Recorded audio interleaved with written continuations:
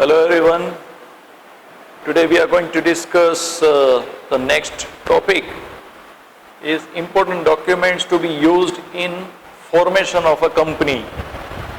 Company को format करने में, पूरे कंपनी को लीगल एग्जिस्टेंस देने में whatever documents are important to submit. तुमने जो स्टेजेस देखे थे, 4 stages.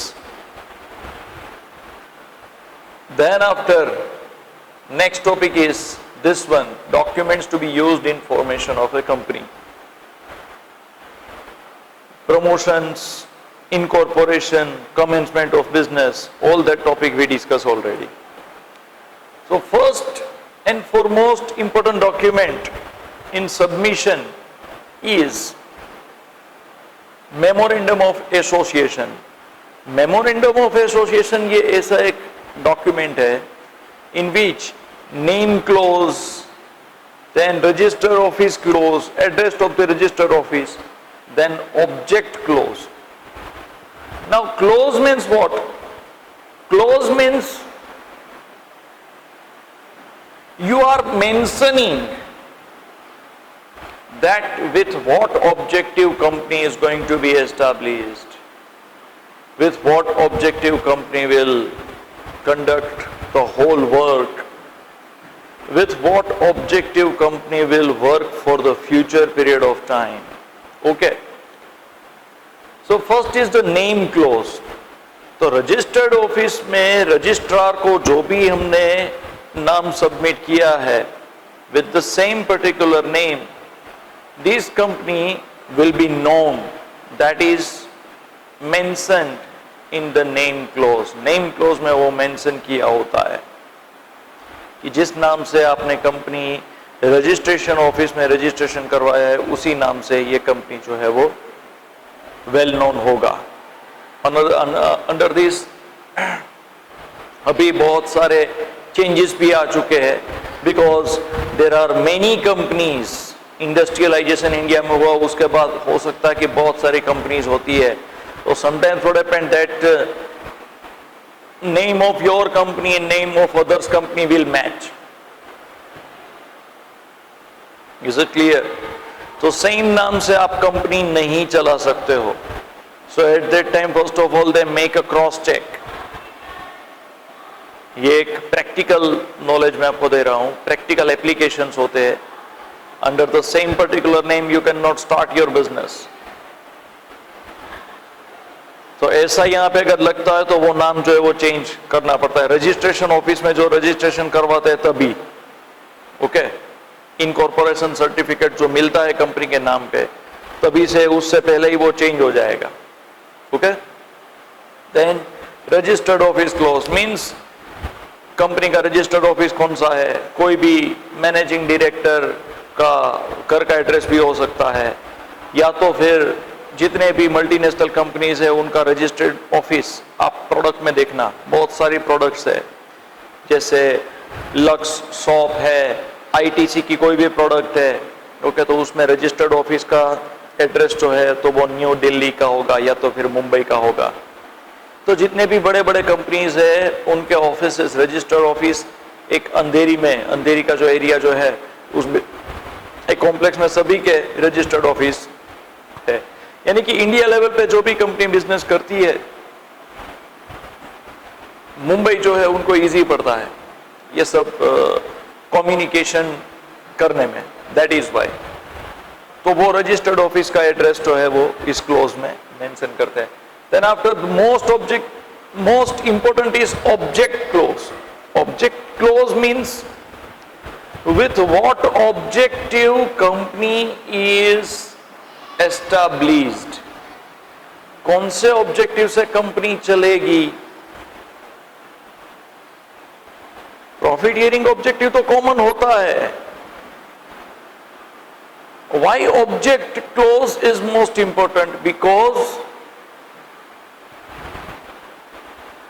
if the company in future caught in any kind of anti-social activities, तो कंपनी के ऊपर गवर्नमेंट एक्शन ले सकती है. and company may close down if you are doing any kind of anti-social activities. Is it clear? तो ये object clause जो है, within this objective, this is your scope to do activities. Is it clear? ये objective, जिस objective से आपने business शुरू किया है, उस objective के beyond आप कुछ काम नहीं कर सकते हो. Is it clear? तो say for example, मेरा business जो है, तो वो marketing करने का है, marketing करता हूं.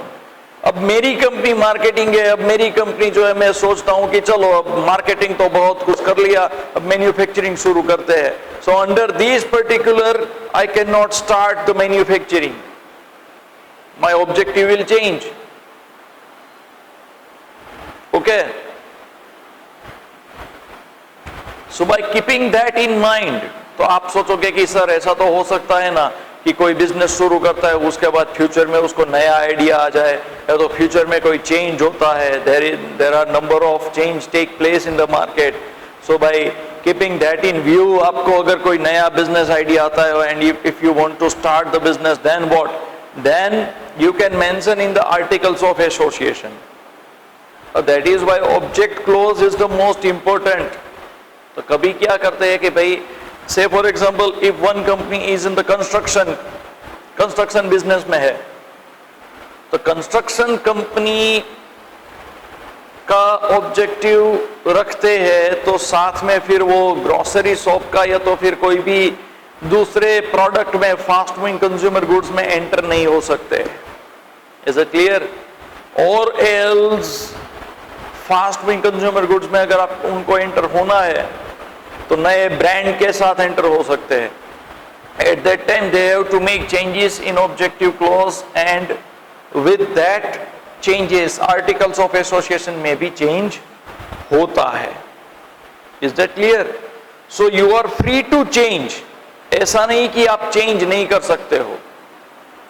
Many a times it happens that company start, then after 5 to 7 years कंपनी making good profit.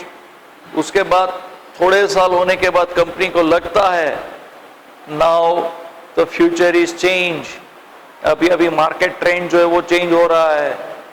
Now it is damn tough for us to survive. क्यों? क्योंकि बहुत सारे नए नए प्रोडक्ट्स आ रहे हैं कंपनी के सामने.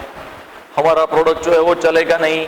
इनोवेशन जैसे होता है, इमीडिएटली व्हाट हैपेंड कि प्रोडक्ट जो है उसका नेगेटिव डिमांड भी हो सकता है. ओके, बहुत सारे ऐसे प्रोडक्ट्स है, as per the passage of time that product is not even in use में ही नहीं है. तो कंपनी क्या करेगी? कंपनी चलती है ना, बहुत सारी कंपनी चलती है. At that time what company will do?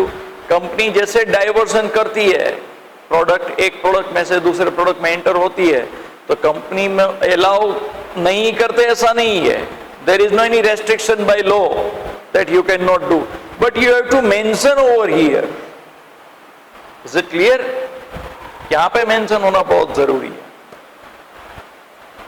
So next is articles of association, that is internal management.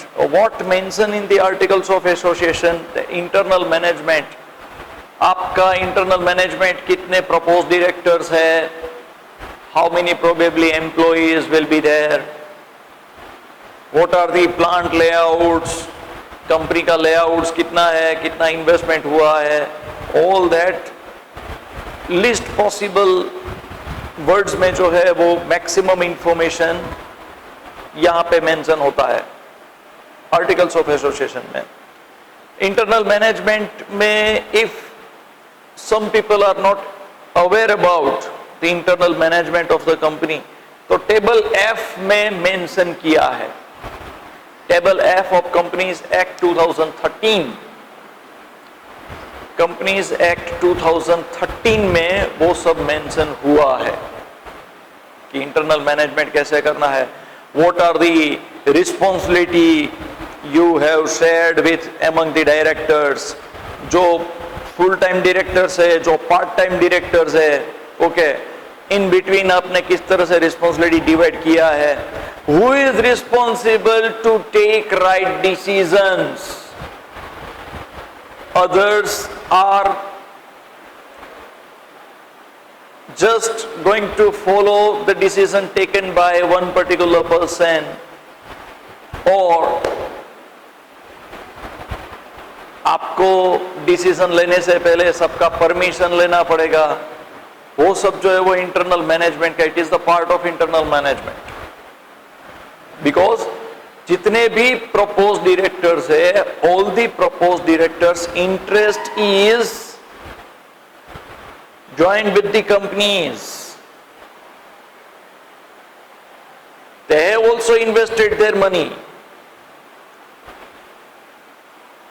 So before a particular person is taking decision, they have to take permission from others also, that are they agree about to take decision or not, और else कभी कभार ऐसा भी हो सकता है उनके दिमाग में भी बहुत ही अच्छा आइडिया चलता है।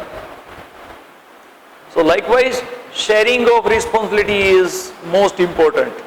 Another thing is what कि कोई एक responsibility ले लेता है, उसके बाद if he is make any kind of mistake, serious mistake अगर वो कर देता है, then he is not allowed to pass on that mistake on others. Others are not legally obliged. समझ में आया? Whosoever will take decision, he or she will be the responsible. तो इस तरह से इंटरनल मैनेजमेंट जो कभी कंपनी में डिस्प्यूट ना हो, उस तरह से जो है वो मेंशन करते हैं। तो that is why it is most important to mention in the articles of association. Okay, then after consent of proposed directors, कितने प्रपोज डायरेक्टर्स है, सभी डायरेक्टर्स में कितने शेयर्स में इन्वेस्ट किया है। कभी कभार अभी तो क्या होता है कि sometimes the directors of the company will sell the shares and again they will purchase, तो उसका भी एक कोटा रखते हैं कंपनी में। इन्फोसिस का हुआ था, इन्फोसिस के जितने भी डायरेक्टर्स है वो क्या करते हैं, if unnecessary share prices goes down, then directors are allowed to purchase the bulk quantity. समझ में आया? पहले परमिशन नहीं था, अब परमिशन है। सो वो जैसे आप कॉमर्स में आगे बढ़ोगे, you came to know this कि भाई अभी अभी ऐसा है, स्टॉक मार्केट के बारे में अभी आपको कुछ पता नहीं होता, स्टॉक मार्केट कैसे चलता है वो सब आपको पता चलेगा eight that time. Just you keep this thing in your mind, keep information in your mind कि directors can also buy back the shares, क्योंकि unnecessary अगर प्राइस डाउन जाएंगे तो कंपनी का जो है वो रेप्यूटेशन डाउन हो जाएगा। अननेसेसरी प्राइस डाउन जाएंगे तो अननेसेसरी कब जाता है, जब भी कोई सेल्स शुरू हो जाता है मार्केट में, तो तब करते हैं क्या, डायरेक्टर्स जो है are allowed to buy back the shares, तो वो खरीद लेंगे, तो प्राइस जो है वो एक स्टेबल लेवल पे आ जाएगा। ओके, एंड जैसे प्राइस बढ़ते हैं immediately they are also allowed to sell. तो उसके पास कितने शेयर्स है, कितने वो परचेस करेंगे, वो सब कंसेंट ऑफ प्रपोज्ड डायरेक्टर्स में लिखा होता है। Then agreement, that all are agree in the management, whosoever is part-time director, full-time director, कौन मैनेजिंग डायरेक्टर है, सबके डिग्रीज, क्वालिफिकेशंस, ओके, उस हिसाब से जो है वो सब एग्रीमेंट होता है। Then after statutory declaration by the chartered accountants, जिसमें भी बहुत सारे क्लॉज है। एक बेसिक जो बुक में लिखा है वो कौन सा है, that part time chartered accountant is not allowed, full time chartered accountant company में चाहिए। तो वो सब यहाँ पे मेंशन करते हैं कि whatever legal formalities up to this extent required है under the Companies Act 2013, all these formalities is completed by the proposed directors of the companies. So there is no any obligation levied for the legal formalities.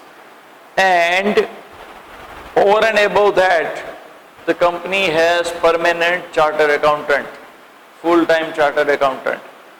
और उससे above का practically अभी जो है that you are not going to do any kind of anti-social activities under the name of the company. कि आप कोई भी तरह का anti-social activity नहीं करोगे. टेररिस्ट फंड को इधर उधर का सपोर्ट करते हैं बहुत सारे कंपनीज. तो फिर आपने पढ़ा होगा न्यूज़पेपर में कि कोई किसी डायरेक्टर जो है वो कंपनी में होता है another and he is also having relations with the terrorist group और एक्सपोर्ट बहुत ही अच्छा करती है कंपनी. एंड देन आफ्टर उसके ऊपर कंपनी के ऊपर केस चलता है कि आपने 100 कंट्री में से इतना सारा फंड जो है किसके नाम पे लिया है.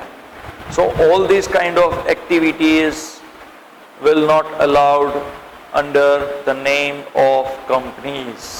कंपनी के टाइटल के नीचे ये सब एंटी सोशल एक्टिविटी आप नहीं कर सकते हो. So this is the statutory declaration. वो एक एडिशनल अभी ऐड हुआ है. Then after payment of fees it is state wise decided. Gujarat में कितना है वो that I don't know. लेकिन स्टेट वाइज महाराष्ट्र में डिफरेंट होता है, गुजरात में डिफरेंट होता है. कितना स्टेट जो है वो इंडस्ट्रियली ग्रो अप करता है. All that is depends on the policy framed by the state government itself. Okay? तो आज के लिए इतना ही. Then after next point we are going to discuss about कि business जो है वो कैसे start करते हैं. Legal formality over and above than the legal formality means अब जो है वो practical discussion होगा. ये legal formalities का हमने complete कर लिया. All these kind of legal formalities you have to follow if you want to start a company. Now अब जो बात होगी वो प्रोडक्ट के बारे में. How will you identify the opportunity? कौन से प्रोडक्ट को आप प्रमोट करना अच्छा रहेगा. Another thing is which particular forms of business is favorable in which situation. Okay. So if you have doubt any, then you are free to call me, and till that moment be careful, be alert, stay safe with your family members. Okay, thank you.